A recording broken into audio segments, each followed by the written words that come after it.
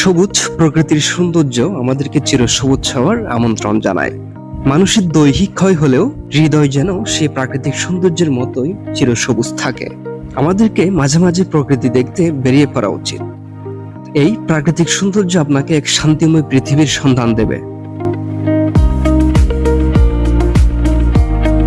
আমি বরাবরই প্রাকৃতিক সৌন্দর্যে বিভোর হয়ে থাকি। ভোরের স্নিগ্ধ বাতাসে আর সবুজের সমারোহে আমি আমার হৃদয় ভর্তি করে নিয়েছি।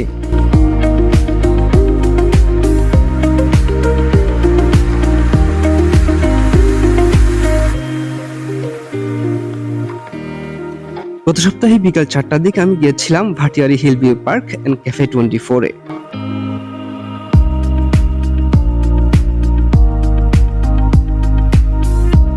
পার্ক এবং সবুজ ও পাহাড়ে ঘেরা পুরো এলাকাটি আসলে মনোমুগ্ধকর।